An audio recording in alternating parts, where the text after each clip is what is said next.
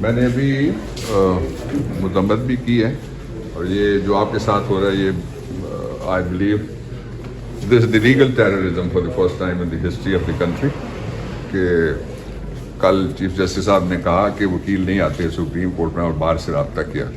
تو میں chief justice Pakistan ان سے درخواست کرنا چاہتا ہوں کہ یہ آپ کے بیٹے کی عمر کا ہے اور یہ آپ کی بیٹی کی عمر کی ہے, تو آپ سڑک کراس کر کے یہاں تشریف لے آئیں, باہر ہیں. ہم نہیں ہوں گے تو عدالت نہیں چل سکتی. اور اگر ایکسیس ٹو جسٹس کے لیے لائرز کے بھی راستے روکے گئے تو میں انٹرنیشنل بار ایسوسی ایشن سے, ہیومن رائٹ آرگ سے, ساری پولیٹیکل پارٹی سے کہتا ہوں کہ ہم آپ کو چیف جسٹس کا کیس ہوتا ہے ہمارے پاس آتے ہیں, آرمی چیف کا کیس ہوتا ہے ہمارے پاس آتے ہیں, سارے آتے ہیں. تو اس لیے یہ راستہ نہ بند کریں. یہ انتہائی قابل مذمت ہے. I fully condemn it and I am with you, you are like our children. باہر بھی آپ کے ساتھ ہے انشاءاللہ. جب جو we are with you. Thank you so much, sir. We really appreciate it. Baba Sahab, this is lawfare. اس طرح warfare ہوتا ہے نا, جب آپ قانون کو استعمال کرتے ہیں لوگوں کی جنگ لڑائی کرنے کے لیے, lawfare ہے, lawfare. ٹھیک بات.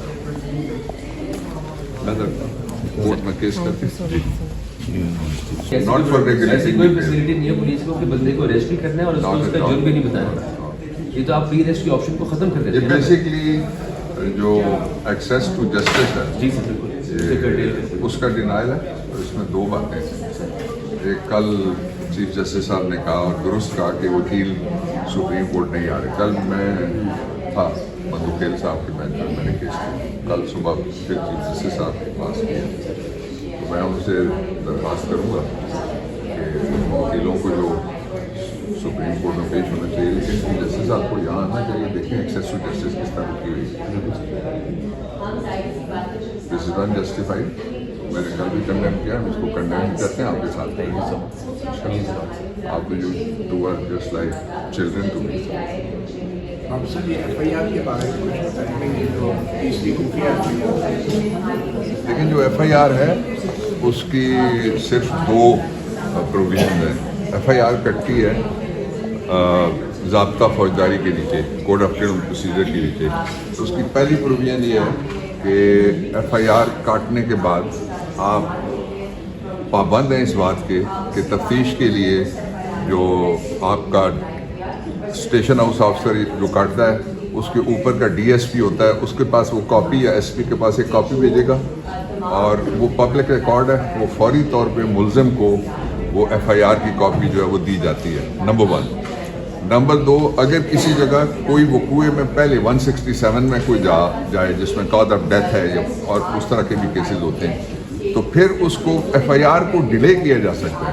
لیکن یہ کسی جگہ بھی جو اسلام آباد ہے اس میں 2002 کے اندر پولیس آرڈر آیا ہے, اس پولیس آرڈر کے اندر بھی یہ ہو ہی نہیں سکتا. وہاں یہ لکھا ہوا ہے تفتیش آپ ایسے کیسے کریں گے, پولیس کی فنکشننگ کیسے ہوگی, آپ لوگوں سے کس طریقے سے انصاف ان کو فراہم کریں گے. جب کسی کے خلاف ایف آئی آر ہو جاتی ہے تو اس کو پہلی جو گراؤنڈ ہے وہ آرٹیکل 10 کے اندر اس کی گراؤنڈ ہے وہ یہ ہے کہ جس کے خلاف کوئی چارج ہوگا اس کو آپ فوراً چارج کی کاپی دیں گے تاکہ وہ لیگل ریمیڈی دے. تو یہ میرے خیال میں پاکستان کی تاریخ کا بدترین کیس ہے جس میں ایکسیس ٹو جسٹس روکنے کے لیے اسلام آباد ہائی کورٹ کے پریسنٹس کے اندر, اس کے پریسنٹس شروع ہوتے ہیں اس گیٹ سے, اس لیے کہ اس گیٹ کو رات کو تالا لگتا ہے, اس کو بھی ہائی کورٹ کہتے ہیں. تو بار ایسوسی ایشن از پارٹ آف اسلام آباد high court. This is not some thing extra اور الٹرا اور separate from the high court. اور اس لیے یہ بڑا شرمندگی کا مقام ہے پورے ہمارے قانون و انصاف کے نظام کے لیے کہ وکیلوں کا پیچھا کرتے ہوئے پولیس بار کے دروازے کے سامنے بیٹھی ہوئی ہو. یہ ایک کیس ہے اس پہ رپورٹڈ بھی, ظہور الہی, چودھری ظہور الہی کے. اس میں کہا یہ گیا تھا لاہور ہائی کورٹ کو کہ باہر پولیس نے گھیرا ڈالا ہوا ہے, تو کورٹ نے بیلف مقرر کیا تھا جا کے دیکھ کے آؤ, اگر کوئی ہے تو اس کو ہٹاؤ تاکہ ایکسیس ٹو جسٹس میں رکاوٹ نہ بنے. تو آئی کنڈیم, میں ذاتی طور پہ بھی اور پارٹی کی حیثیت بھی اور وکیل کی حیثیت سے بھی میں شدید مذمت کرتا ہوں اس عمل کی. اگر یہ کام شروع ہو گیا تو پھر تو اللہ ہی حافظ ہے کہ جہاں وہ آخری لوگ وہ ہیں, ہم ہیں जो इस वो जो पहिया है इंसाफ का, एक पहिए पे अगर कोई वो वन व्हीलिंग हो सकती है मेरे ख्याल में इंसाफ की, और उसका जस्टिस के स्केल्स तब बराबर रहेंगे जब वकील होंगे। वकीलों के साथ अगर उनको अपने इंसाफ के लिए उनका हाल ये हो जाए तो फिर ये डूब मरने का मुकाम है बहुत सारे लोगों के लिए। पिछले 2 दिनों से सर हाईकोर्ट का महाराष्ट्र सारी दुनिया में जनरेशन जी का जमाना है, और जो कौमें जनरेशन जी को इंपॉर्टेंस देती हैं उनको आगे करती हैं, उनके अगले 50 साल समझे खड़े हो गए। पाकिस्तान के 25 करोड़ लोगों के ऊपर तकरीबन 35 से 50 लोग हुकूमत करते हैं, और उन 35 से 50 लोगों में से 5 लोगों ने भी कॉन्स्टिट्यूशन नहीं पढ़ा हुआ होता, उनकी ओरिएंटेशन नहीं होती इंसानी हुकूक के बारे में, बुनियादी हुकूक के बारे में, और जो ह्यूमन राइट्स हैं, सिविक राइट्स हैं, वेमेन के राइट्स हैं, हैव नॉट्स के राइट्स हैं, माइनॉरिटी के राइट्स हैं, और हम सब के राइट्स हैं, उनके बारे में भी ओरिएंटेशन नहीं होती। जब स्टेट इंटरवीन करती है इम्बैलेंस क्रिएट करने के लिए, तो बैलेंसिंग फोर्स है द लीगल फ्रेटर्निटी। इसलिए you are very special to me, to this country, to your parents, to the nation. As a elder मैं आपको पहली बात ये कहना चाहता हूँ कि जब आपके माँ बाप ने आपको स्कूल में डाला था तो वो उस वक्त कोई 20, 25, 30 साल के होंगे। जब आप कॉलेज यूनिवर्सिटी से फारिग होकर निकलेंगे तो दे विल बी टचिंग 50। इसलिए आप जहाँ भी रहें सबसे पहले आपकी नज़र अपने पेरेंट्स के ऊपर होनी चाहिए, माँ बाप के ऊपर होनी चाहिए, और अपनी किरदार साजी के ऊपर होनी चाहिए। और कैरेक्टर बिल्डिंग 2 तरह से होती है, एक पर्सनल कैरेक्टर है, एक आपका नेशनल कैरेक्टर है। नेशनल कैरेक्टर के लिए आप कॉन्स्टिट्यूशन को भी पढ़िए, और उससे पहले जो रसूल मोहतरम सल्लल्लाहु अलैहि वसल्लम का खुतबा है, हजरतुल विदा है, the last sermon delivered by the holy prophet Muhammad सल्लल्लाहु अलैहि वसल्लम, उसको आप जरूर पढ़िए। उन दोनों में से जब आप डिडक्शन निकालेंगे तो वो 3 नुक्ते उसमें से निकलते हैं। पहला नुक्ता जो मैं आम फहम अंदाज में आपको तफहीम के लिए और समझाने के लिए आपके सामने रखना चाहता हूँ, वो ये है कि अल्लाह ताला के लिए सारी मखलूक़ात स्पेशल हैं, इसलिए वो बनी है। जिनको हम पसंद करें या ना करें, वो हमारे लिए ज़रर वाली हो, नफ़ा वाली हो, कहीं ना कहीं उनकी ज़रूरत होती है इस पूरी कायनात के बैलेंस के लिए और कुरायात के बैलेंस के लिए। रिमेंबर, हमें उसने अशरफुल मखलूक़ात कहा है।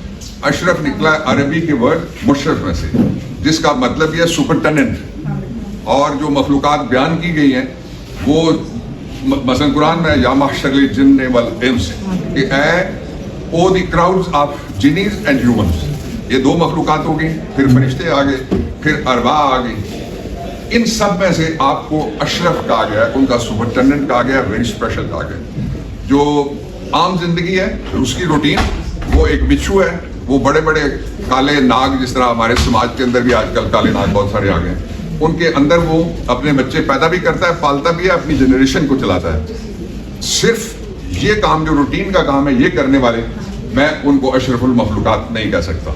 अशरफुल मखलूक़ात वो है जो अपनी ज़िंदगी के अलावा अल्लाह ताला की मखलूक की ज़िंदगी में कोई ना कोई इम्पैक्ट डालें, कोई ना कोई सर्विस दें, और उनके लिए भी अपनी ज़ात से उठ के जिए। This is point 1। दूसरा ये है कि आप फंडामेंटल राइट्स जो कॉन्स्टिट्यूशन के अंदर दिए हुए हैं तो वो आप डाउनलोड कर लें, आप गूगल कर लें, वो आपको सारे याद होने चाहिए। इसलिए कि पाकिस्तान के 25 करोड़ लोगों के ऊपर तकरीबन 35 से 50 लोग हुकूमत करते हैं, और उन 35 से 50 लोगों में से 5 लोगों ने भी कॉन्स्टिट्यूशन नहीं पढ़ा हुआ होता, उनकी ओरिएंटेशन नहीं होती इंसानी हुकूक के बारे में, बुनियादी हुकूक के बारे में, और जो ह्यूमन राइट्स हैं, सिविक राइट्स हैं, वेमेन के राइट्स हैं, हैव नॉट्स के राइट्स हैं, माइनॉरिटी के राइट्स हैं, और हम सब के राइट्स हैं, उनके बारे में भी ओरिएंटेशन नहीं होती। ये मेरा एक्सपीरियंस है। मैं 1 अरसे से ज़्यादा पार्लियामेंट में रहा हूँ, दोनों तरफ से मैंने पार्लियामेंट चलाई है, 3 दफ़ा पार्लियामेंट्री अफेयर्स चलाया, लॉ मिनिस्ट्री चलाई है। इसलिए मैं ये जो बातें कह रहा हूँ पूरी जिम्मेदारी से आपको बता रहा हूँ, नहीं है ये काम आपने करना है। तीसरी और आखिरी बात ये है, सारी दुनिया में जनरेशन जी का ज़माना है, और जो कौमें जनरेशन जी को इम्पोर्टेंस देती हैं उनको आगे करती हैं, उनके अगले 50 साल समझे खड़े हो गए। उनके जो आने वाली सदी है उसकी हाफ सदी जो एक्सपेक्टेशन ऑफ, जिसको लाइफ एक्सपेक्टेंसी कहते हैं, उसके एतबार से आप लोगों ने ज्यादा इस कुर्राए अर्ज पे रहना है। इसलिए you are the future of this nation, you are the future of this country. Learn first of all the human rights and rule of law, then teach everybody the human rights and rule of law. इसके लिए अगर कोई sacrifice देता है तो वो हम सब में से सबसे बड़ा है. इसके लिए अगर कोई खड़ा होता है तो वो अशरफुल मखलूकात है, और इसको जो प्रोपोगेट करता है वो अशरफुल मखलूकात है.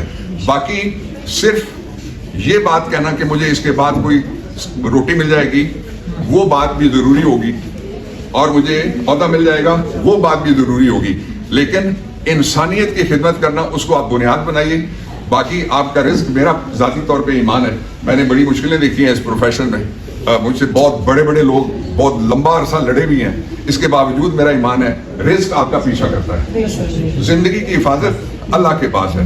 इसलिए I give my heart to you, और which is loaded with all the duas. Thank you so much.